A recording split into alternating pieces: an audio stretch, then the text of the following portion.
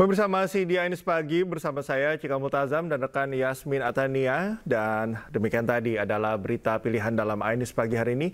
Dan kita ke informasi berikutnya.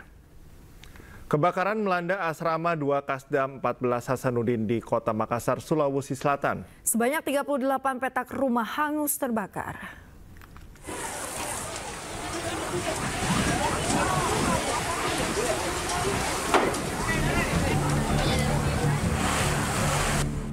Kobaran api terus membesar menghanguskan asrama 2 Kasdam 14 Hasanuddin Jalan Opu Daeng Risaju, Kota Makassar, Sulawesi Selatan hari ini. Besarnya kobaran api hingga dengan cepat merembet ke bangunan lainnya.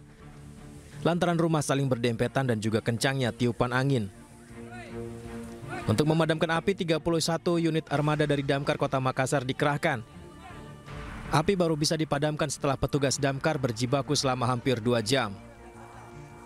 Jadi asrama ya, yang satu blok ini satu asrama yang memang begitu terpicu dengan kebakaran satu rumah itu berdampak memang sangat cepat karena melihat atap itu dari balok dari kayu.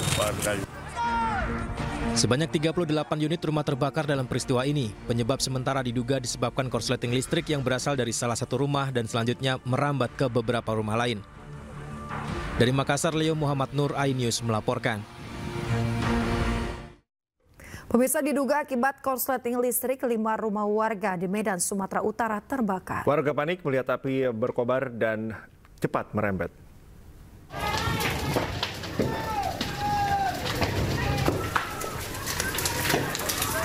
Api berkobar menghanguskan 5 rumah warga di kawasan Medan Perjuangan, Medan, Sumatera Utara pada Sabtu sore. Banyak material mudah terbakar membuat api cepat berkobar. Warga pun panik melihat api dengan cepat merembet. Petugas yang datang ke lokasi langsung berjibaku memadamkan api. Tak ada korban jiwa dalam peristiwa ini, namun kerugian ditaksir mencapai ratusan juta rupiah.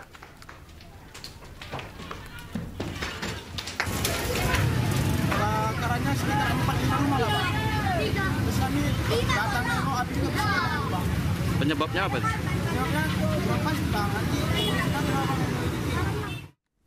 Kita ke informasi berikutnya, pemirsa. Bantuan untuk rakyat Palestina terus mengalir dari sejumlah elemen masyarakat di tanah air.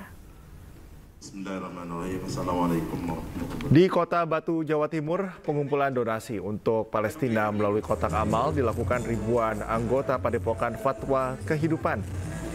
Selain langsung lewat kotak amal, pengumpulan donasi juga dilakukan secara daring atau online. Kegiatan sosial kemanusiaan ini digelar sebagai bentuk solidaritas dan perhatian masyarakat Indonesia kepada rakyat Palestina.